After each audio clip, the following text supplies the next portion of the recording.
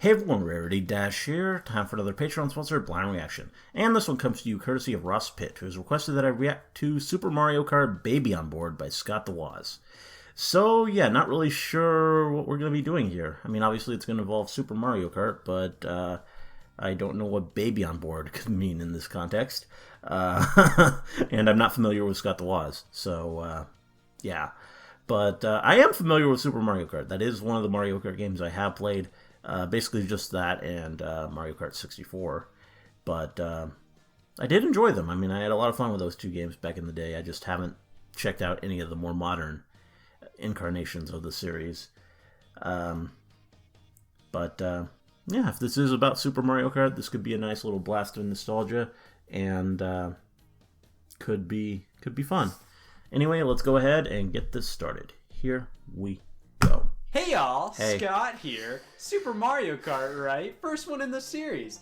I haven't fully played through this and unlocked everything yet, so I should really do that to form a full opinion. Hey Scott, Oh. Scott here. I'm you 14 minutes into the future, and I'm here to warn Okay. you that Super Mario Kart is just okay. Well, by modern standards, it probably is You get just a new okay. Nintendo console. You want to pick up a few multiplayer titles for the system. Well, you have a few choices. Mario Kart. It's hard to think of another series that's as universally enjoyed as Mario Kart. And when I say universally enjoyed, I mean it. Go up to anybody on the street and ask if they want to play Mario Kart. If the 7 out of 10 chance you don't get maced wins out, top of the line multiplayer. Yeah, I mean, Mario Kart is one of the most accessible multiplayer kind of a games weird out there question due to just how understandable to ask it a is random for anybody. person. It's go-kart racing in the Mario universe. Just like God intended. You lap around each track 3 times or so and see if you can get first place, or maybe second place if you're a fucking loser. Wow, Boxes wow. are scattered across each track, and running into them gives you a random something to hurl onto other players to defend yourself with. It's hard to imagine a Nintendo console without Mario Kart. It's the true True. multiplayer mainstay of each system. Smash Brothers and Mario Party might have something to say about that, but in my opinion, Mario Kart is the easiest for casual fans to grasp onto. It's racing, and it's this word. Probably It's so right. easy to get. While anybody can win or lose in Mario Kart, the items do make things pretty randomized. You can truly get skilled at it and make your chances of winning that much higher, which is what I think makes it so appealing to general audiences and core fans alike. Mario Kart as a series is one that just gets better and better with each entry sometimes. When a new Mario Kart comes out, it normally just straight up replaces the last one for me most of the time, and new games have been basically just taking the formula of the previous installment and just building on to Yeah, it does- giving little to no reason Gliding. these games, with That looks some cool. Dash riddled exceptions in there. While I'm content just playing the newest Mario Kart from here on out, it's pretty fun to take a look back at previous entries to see just how different they are from the more recent ones. With that, I think it's the best possible time to go all the way back into the depths of 1992 and check out the first game in the series, Super Mario Kart on the Super Nintendo. All right. Now, technically speaking, Mario-themed racing games were nothing new by the time 1992 kicked in the door. The Famicom Grand Prix series were Mario-themed racing games that were in fact Mario-themed, but really not Mario-themed. These were only released in Japan and featured Mario on the cover, but lo and behold, the games were exactly what you'd Yeah. expect from racing games before Mario Kart. With the launch of the Super Nintendo came the release of the game F-Zero, a racing title to show off the power of the system. It relied heavily on that newfangled Dang Dung Mode 7, a graphical capability of the SNES that allowed for backgrounds to be distorted and blown up and just work to death while retaining smooth movement. I think the best way to show off what Mode 7 could do is to just compare Rad Racer on the NES to F-Zero. You see what I'm talking about? It wasn't true. Pretty big but difference. it was still a giant leap forward for console racing games, allowing for fast-paced, smooth movement of the track. While F-Zero was a great showcase for what Mode 7 could do and an impressive and fun launch title, at the end of the day, it was a racing game without multiplayer.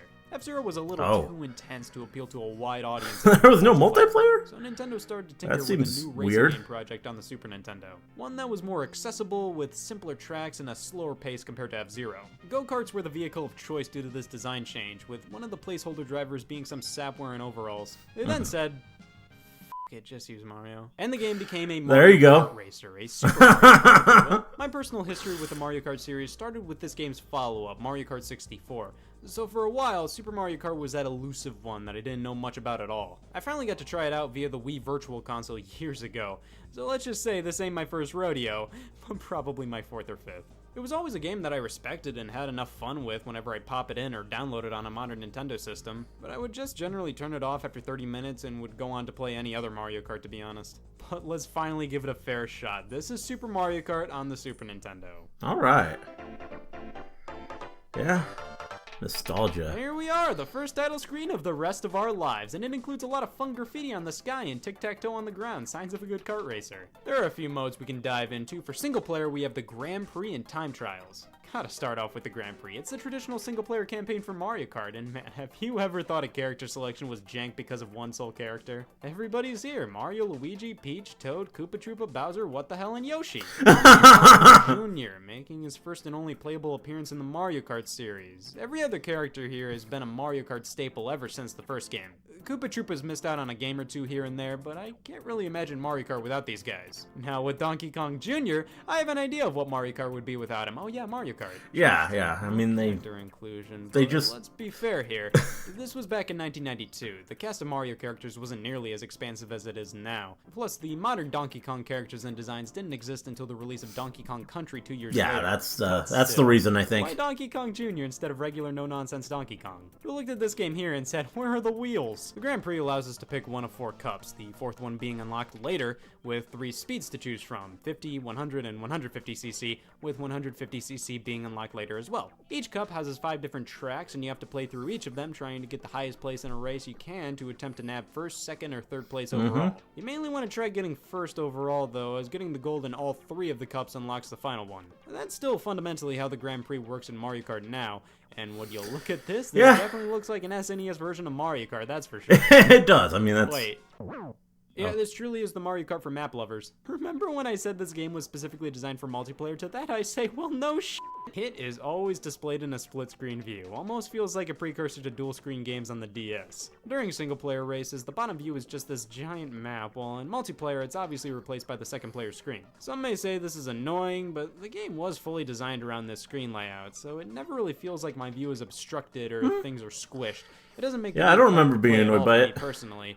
But it's not an ideal layout. The map, yeah, this thing can take a hike. It's not really that useful. Just a small translucent mini-map is all you need. This is so overly detailed with character sprites so big that I never really find glancing at it to be that beneficial at all. Now, controlling the game is definitely something special. You accelerate with the B button. I think that's banned in some countries. Wow. When you run over an item... Forgot that part. Not into a box, you use the A button to use. I don't like that. This is just an odd jump for your thumb to make. I think it would have been far more natural to have Y be accelerate and B use the items. It's not a deal breaker though, far from it. I actually find Super Mario Kart to control quite well overall.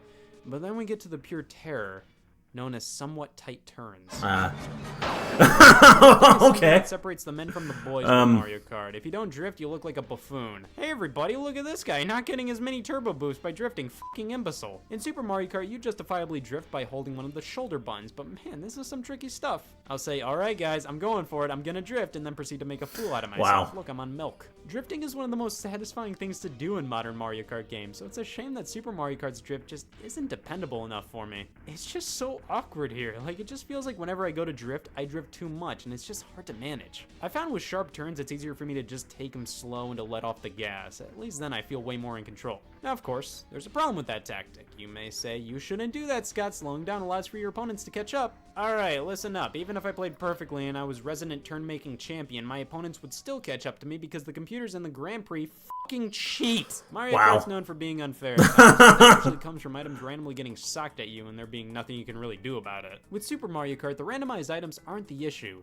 The CPUs having so many advantages is what keeps me up at night. It makes almost every loss I experience in the Grand Prix feel unfair. Rubber banding artificial intelligence is the term of the day. It's when no matter how much better you are than the computer-controlled players, you constantly hit them with items, you make every turn correctly, you leave them in the dust, they will be granted faster speed so they can catch up to you and make it so you don't have a huge lead on everybody. Listen, I get it. They do this to keep the game enjoyable. If you were super far ahead of the computer, it really wouldn't be that fun. It's just way too much in this game. It simply feels unrealistic when I pelt this monkey in a go-kart with a shell, he speeds up and remains on my ass. And when I get hit or fall off the track, it's hard to come back after falling into 6th, 7th, or 8th place. Yeah. When your rival falls back, they have no problem getting back into 1st. Not only this, but the computer players have special abilities that you just can't use. Mario and Luigi become invincible whenever they damn well want to. They don't need to run over an item to do anything special. They can just do it whenever they want. It's great. Yoshi can throw a ton of eggs, Toad throws poison mushrooms, Bowser spits fireballs. Why can't I do any of this? Why can the computer do all of these things without even picking up an item? No matter how many times you peg them with items,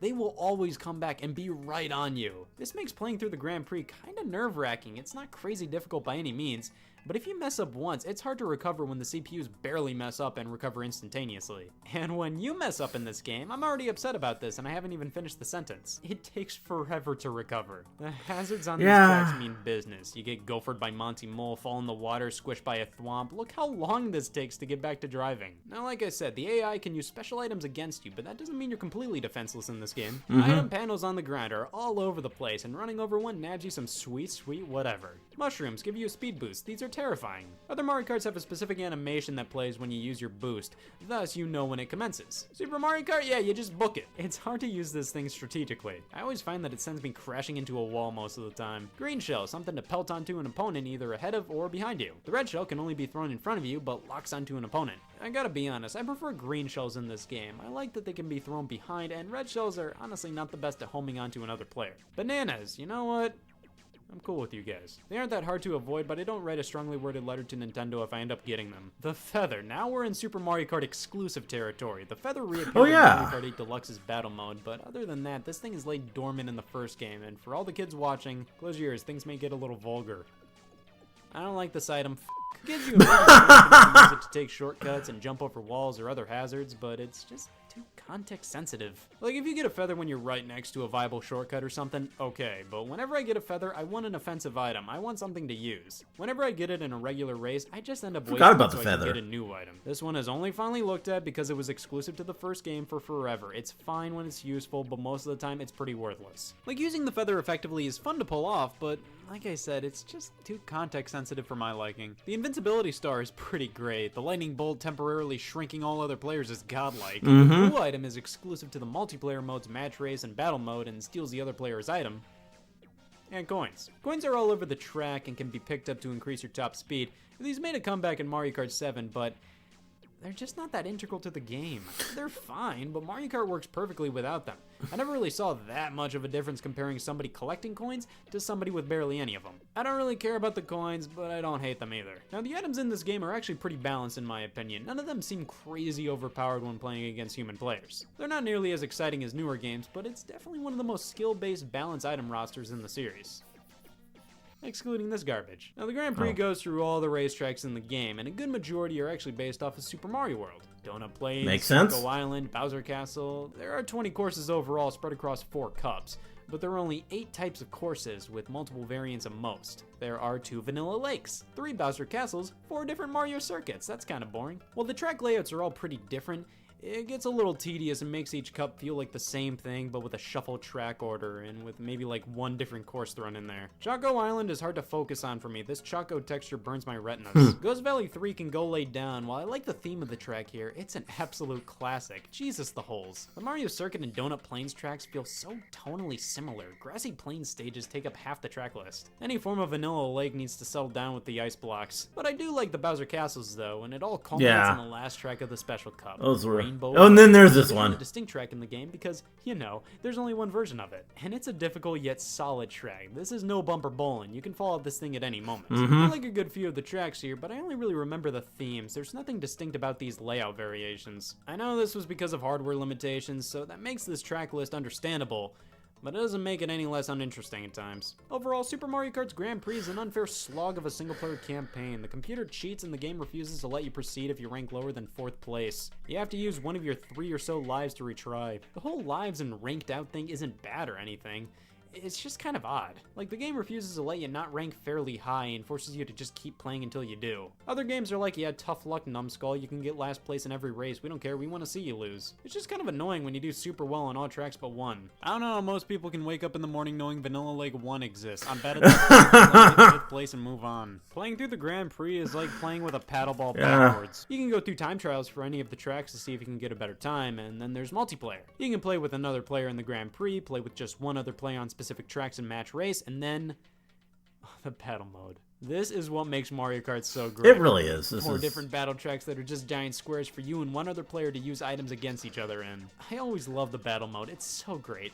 I remember having a lot of fun with this. Light images on the ground. It makes traversing these stages to be a bit annoying, and with the items not as deathly as in later games, it's not as invigorating of a mode. Still, this alongside just standard multiplayer races is where this one shines the most. basically just like any other Mario Kart. Well, that's what I like to call Super Mario Kart on the Super Nintendo. It still is, in fact, Mario Kart, and there's Yeah, definitely fun to yeah, be I had mean- here. But just like most first entries in a long-running series like this, it isn't the first game I'm jumping to. I'd really recommend playing this game on the original SNES with an original controller. Playing this thing on any system after it just doesn't feel right. This truly is a situation where, oh, I'm playing Super Mario Kart on the Wii U. Why don't I just play Mario Kart 8? The original cartridge, everything felt much more natural. This just feels right. I highly recommend if you're looking to give this game a fair chance, play it on original hardware. This is a fun game That overall. is how it's intended. Its single player just annoys the piss out of me, and of course, it's not that crazy exciting. Super Mario Kart is still a good multiplayer game today. It's just there are much better options, so why play this one? Well, now that I've sustained a paddleball injury and fully think that Super Mario Kart is just okay, I have to let past me know that. Wow. You'll have no f***ing clue what to think about the game without The me. eye patch. Hey, Scott here. I'm you. Is this an MLP reference? Super Mario Kart is just okay. I mean, I wouldn't think so without the eye patch, you. but You did good, future Scott. Well, now I guess I'll just play Mario Kart 64. Scott, wait! oh, okay.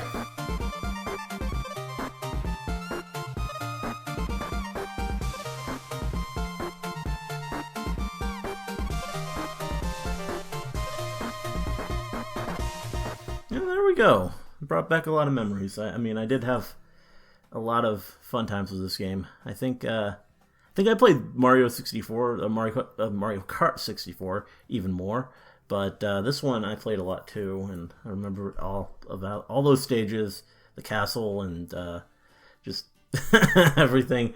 I think my favorite was like the beach stage, and I don't know, just like that one and finding the shortcuts on it and everything with that.